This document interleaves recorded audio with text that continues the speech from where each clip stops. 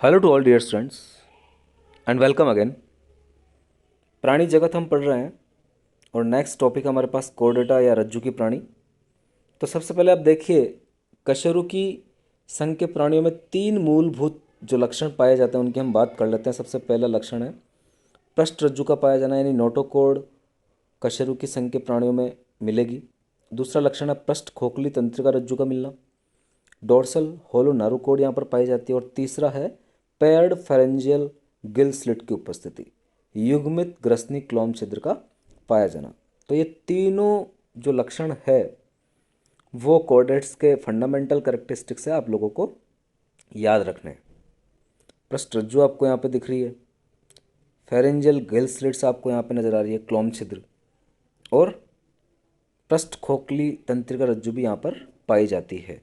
तो बिल्कुल आपको ये सारे पॉइंट याद रखने हैं कि कशेरुकी संघ के प्राणियों में क्या क्या मूलभूत लक्षण मिलते हैं। कशेरुकी प्राणी जो होते हैं वो सभी द्विपार्श्व सममित होते हैं, बायलेटरल सिमेट्रिकल होते हैं, ट्रिप्लोब्लास्टिक होते हैं और सिलोमेट प्राणी हैं। इनमें अंगतंत्र स्तर का संगठन पाया जाता है। इसमें गुदा, पश्चपुच्छ और बंद परिसंचरण तंत्र होता है, यानी यहाँ पर एक पोस्ट एनल टेल भी पाई जाती है। ये भी इनका इंपॉर्टेंट करेक्टर है, पोस्ट एनल टेल का मिलना या पश्चगुदीय पुच्छ। और यहाँ पर जो परिसंचरण तंत्र होता है वो क्लोज्ड टाइप का होता है। तो ये कुछ मुख्य मुख्य कॉर्डेट लक्षण आप लोगों को याद रखने हैं। आगे हम अरज्जुकी और रज्जुकी दोनों में विशिष्ट लक्षणों की तुलना करते हैं कि नॉन कोऑर्डेट और कोऑर्डेट में क्या डिफरेंस चीज़ें हैं। तो पहला पॉइंट आप देखिए, रज्जुकी में नोटोकोड या पृष्ठ रज्जु पाई जाएगी, जैसे कि नाम से पता चल रहा है, लेकिन अरज्जुकी में यह अनुपस्थित हो जाएगी। फर्स्ट पॉइंट में आप लोगों को नजर आ रहा है। सेकंड पॉइंट, केंद्रीय तंत्रिका तंत्र पृष्ठीय एवं खोखला तथा इखल होता है। जो सेंट्रल नर्वस सिस्टम होता है कोऑर्डेट के अंदर वो पृष्ठ भाग पे मिलता है, खोखला होता है और एकल पाया जाता है, जबकि यहाँ पर अधर तल में होता है, ठोस होता है और दोहरा पाया जाता है। तो इंपॉर्टेंट फीचर है, आप लोगों को याद करते हुए चलते जाना है। ग्रसन में क्लोम छिद्र पाए जाते हैं, रज्जु की प्राणियों में क्लोम छिद्र यहाँ पर एब्सेंट होते हैं, अरज्जु की प्राणियों में। हृदय यहाँ पर अधर भाग पर मिलता है, हृदय यहाँ पर पृष्ठ भाग पर पाया जाता है अगर उपस्थित है तो। इसके अलावा यहाँ पर पश्चगुदीय पुच्छ उपस्थित होती है रज्जु की प्राणियों में, कॉर्डेट में, और यहाँ पर पश्चगुदीय पुच्छ जो होती है वो अनुपस्थित होती है। तो ये 5 फीचर आप लोगों को बिल्कुल क्रम से याद करने हैं। यहाँ से प्रश्न बनते हैं, काफ़ी अच्छे प्रश्न बनते हैं, तो आप लोगों को ये पूरी टेबल याद हो जानी चाहिए। संघ कोर्डेटा को हम 3 उपसंघों में आगे विभाजित करेंगे। अब देखिए, तो पहला उपसंघ यहाँ पर हो जाएगा यूरोकोर्डेटा, जिसे हम ट्यूनिकेटा भी कहेंगे, सिफिलोकोर्डेटा और वर्टिब्रेटा। उपसंघ यूरोकोर्डेटा तथा सिफिलोकोर्डेटा को मिलाकर हम प्रोटोकोर्डेट बोलते हैं, तो ये भी आप याद रखेंगे। यूरोकोर्डेटा प्लस सिफिलोकोर्डेटा को सामान्यतः प्रोटोकोर्डेट कहते हैं। ये सभी समुद्री प्राणी हैं, ये सभी सी वाटर, समुद्री वाटर में मिलेंगे। यूरोकोर्डेटा में पृष्ठ रज्जु केवल लार्वा की पूंछ में ही पाई जाती है। तो बहुत ही इंपॉर्टेंट प्रश्न है ये कि कौन से उपसंघ में, कोर्डेटा के कौन से उपसंघ में जो पुच्छ है, पृष्ठ रज्जु जो है वो केवल और केवल लार्वा की पूंछ में मिलेगी। तो पृष्ठ रज्जु नोटोकोड जो है वो लार्वा की केवल पूंछ में पाई जाती है, वो ये आपका यूरोकोर्डेटा। जबकि सिफिलोकोर्डेटा में पृष्ठ रज्जु जो है या नोटोकोड जो है सिर से पूंछ तक फैली रहती है, जो जीवन के अंत तक बनी रहती है। बिल्कुल आपको ये भी याद रखना है, सिर से पूंछ तक नोटोकोड सिफिलोकोर्डेटा में पाई जाएगी और जीवन के अंत तक बनी रहेगी। यूरोकोर्डेटा के एग्जाम्पल की हम बात करें तो यूरोकोर्डेटा के एग्जाम्पल हो जाएंगे एसिडिया, साल्पा, डोलियोलम। पूछा जा सकता है यूरोकोर्डेटा के एग्जाम्पल्स कौन कौन से हैं। सिफिलोकोर्डेटा के एग्जाम्पल में आपको ब्रेंकियोस्टोमा याद रखना है, जिसे हम एम्फियोक्सस या लैंसलेट के नाम से भी जानते हैं। तो काफ़ी फेमस एग्जाम्पल है सिफिलोकोर्डेटा का लैंसलेट या एम्फियोक्सस।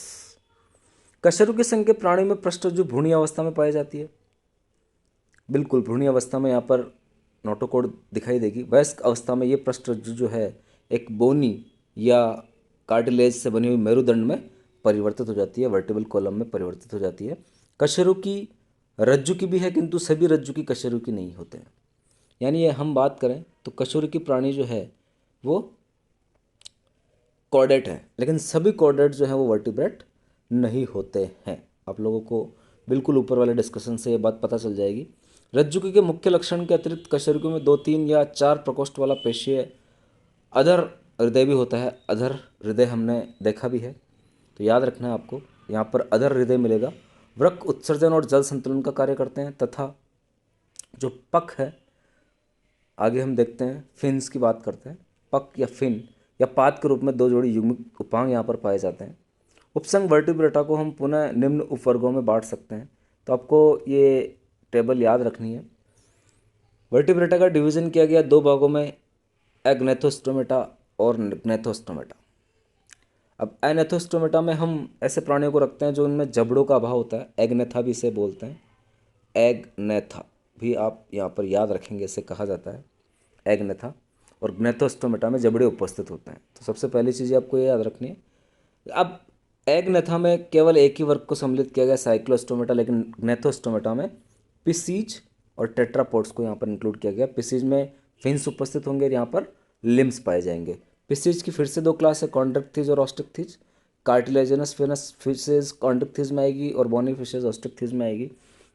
फिर टेट्रापोड्स को वापस हम 4 भागों में डिवाइड किया है, एम्फीबियंस जिन्हें हम उभरचर कहेंगे, रेप्टिलियंस जिन्हें हम सरीसृप कहेंगे, एवीज और मैमल्स। ये टेट्रापोड की 4 क्लासें हो जाएगी।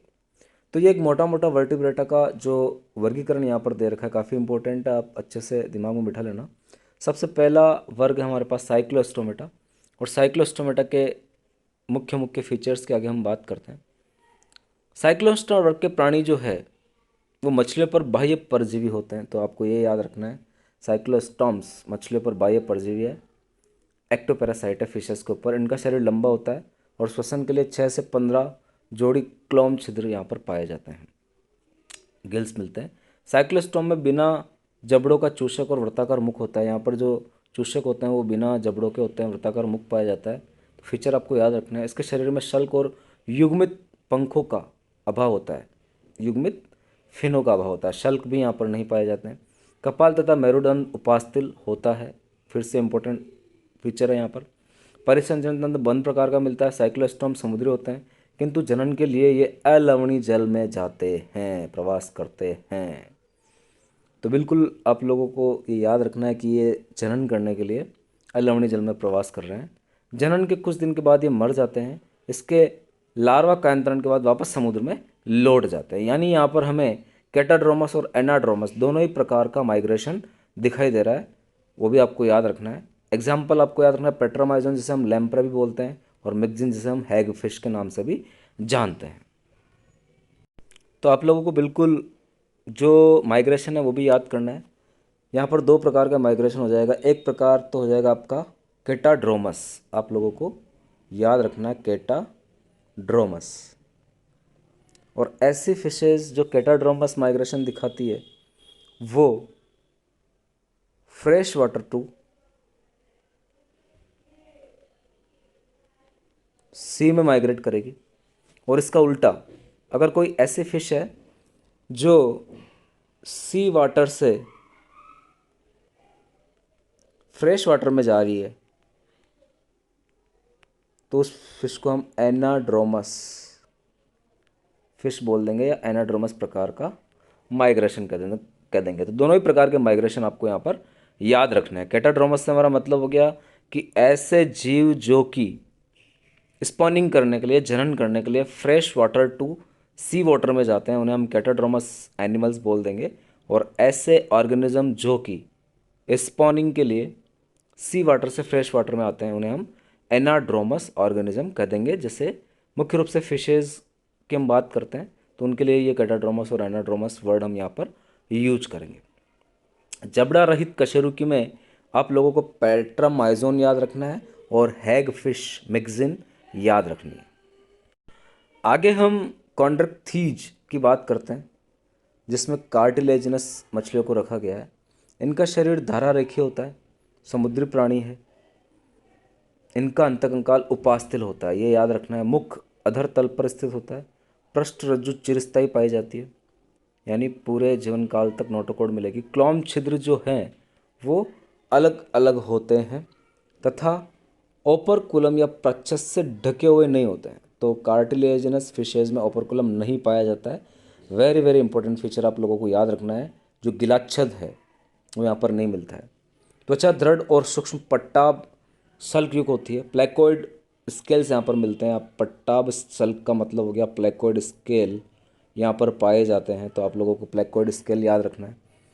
प्लेकोइड स्केल दांत या पट्टाभ दांत पट्टाभ शल्क के रूपांतरण से ही बनते हैं, यानी जो दांत बनते हैं वो प्लेकोइड स्केल के रूपांतरण होते हैं। पीछे की ओर मुड़े दंत होते हैं। इनके जबड़े बहुत शक्तिशाली होते हैं, आप लोगों को याद रखना है। ये सब मछलियाँ हैं, उपास्थल मछलियाँ हैं। वायु कोश की अनुपस्थिति के कारण ये डूबने से बचने के लिए लगातार तैरते रहते हैं। यहाँ पे वायु कोश भी एब्सेंट होता है, ये भी आपको याद रखना है। जो वायु कोश है या एयर सेक्स है यहाँ पर एब्सेंट होता है। हृदय दो प्रकोष्ठ वाला होता है, जिसमें एक आलिंद और एक निलय पाया जाता है। इनमें से कुछ में विद्युत अंग होते हैं, जैसे कि टारपीडो में विद्युत अंग पाया जाएगा। टॉर्पीडो आपका एक कार्टिलेजनस फिश हो जाएगी। कुछ में विषदंश होते हैं, ट्राइगन में विषदंश पाए जाते हैं। ये असमतापी होते हैं, पोइक्लोथर्मिक होते हैं, यानी इनका शरीर का जो टेम्परेचर है वो वातावरण के अनुसार बदलता रहता है। इनमें ताप नियंत्रण की क्षमता नहीं होती है। नर तथा मादा अलग अलग होते हैं। एकलिंगी है। नर में श्रोणी पख, बिल्कुल आपको याद रखना है। जो श्रोणी पख है उससे क्लैस्पर या आलिंगक बनता है। क्लैस्पर मैथुनांग है। निषेचन आंतरिक होता है और अधिकांश ये जरायुज होते हैं। फिर से एक इम्पोर्टेंट पॉइंट है, उपास्थल मछलियाँ मुख्य रूप से जरायुज होती है, विविपेरस होती है। सबसे इम्पोर्टेंट उदाहरण है यहाँ पर स्कूलियोडन कुत्ता मछली। अब कुत्ता मछली को कुत्ता मछली क्यों कहा जाता है, डॉग फिश क्यों कहा जाता है, तो इसमें एक डॉग लाइक कैरेक्टर ये है कि इसके सूंघने की ताकत जो होती है वो डॉग जैसी होती है, बिल्कुल, इसलिए इसे डॉग फिश नाम दे दिया गया। प्रिस्टिस को हम आरा मछली बोलेंगे। चेरचेराडोन या कारकरेडोन को विशाल व्हाइट शार्क कहा जाता है और ट्राइगन को वेल शार्क कहा जाता है। तो ये सारे कॉमन नेम भी आप लोगों को याद हो जाना चाहिए, काफ़ी इंपॉर्टेंट चीज़ें हैं। जो प्रश्न इंपॉर्टेंट है यहाँ पर ये याद रखेंगे आप, जो श्रोणी पख है उससे आलिंगक या क्लेस्पर बनते हैं या उसमें क्लेस्पर पाए जाते हैं, आप लोगों को याद रखना है। फिन है, श्रोणी फिन। आगे हम ऑस्टिक थीज की बात करते हैं। अब ऑस्टिक थीज में देखिए, इस वर्ग की मछलियाँ लवणीय और अलवणीय दोनों ही प्रकार के जल में मिलती है, यानी ये बोनी फिशेज है। इनका अंतकंकाल अस्थिल होता है। इनका शरीर धरारेखित होता है, स्ट्रीमलाइंड होता है। मुख अधिकांशतः अग्र सिरे के अंत में होता है। इनमें 4 जोड़ी क्लोम छिद्र दोनों ओर प्रच्छद या ओपरकुलम से ढके होते हैं। यहाँ पर ओपरकुलम पाया जाता है, गिलाच्छद मिलता है। त्वचा में यहाँ पर अगर अपन बात करें तो साइक्लोइड स्केल, टिनोइड स्केल्स पाए जाते हैं। वहाँ पे प्लेकोइड थे कॉन्ड्रिक्ट थीज में, यहाँ पर साइक्लोइड और टिनोइड स्केल्स पाए जाते हैं। इनमें वायु कोश भी उपस्थित होता है। एयर सेक्स यहाँ पर पाए जाते हैं, जो कि इनको डूबने से बचाएंगे, जो कि कॉन्ड्रिक्ट थीज में एब्सेंट है। जो उत्प्लावन में सहायक होते हैं। हृदय 2 प्रकोष्ठ से बना, एक आलिंद और एक निलय से। ये भी असमतापी होते हैं, यानी अपना शरीर का जो तापमान है वो कांस्टेंट नहीं रख सकते हैं। पोइक्लोथर्म्स है। नर तथा मादा अलग अलग होते हैं।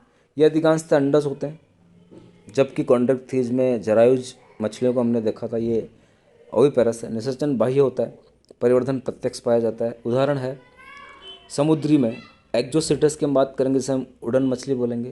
हिप्पोकैम्पस को समुद्री घोड़ा कहते हैं। अलवणीय जल में लेबियो, जिसे रोहू कहा जाता है। कतला, क्लैरियस जिसे मांगुर हम बोलेंगे। एक्वेरियम फिश है बेट्टा, इसको फाइटिंग फिश भी कहा जाता है। और पेट्राइ पेट्राइप्सम जिसे हम एंगल फिश बोलते हैं। तो बिल्कुल आप लोगों को ये सारे एग्जाम्पल भी याद रखने हैं, अच्छे एग्जाम्पल्स हैं। ये जो नाम दे रखा है पेट्रोइप्सम, ये एक्चुअली पेट्रोइप्सम नहीं है, हिंदी में टाइपिंग में ऐसे लिख दिया जाता है। ये टेरोफाइलम है, आप लोगों को ढंग से याद करना है, टेरोफाइलम।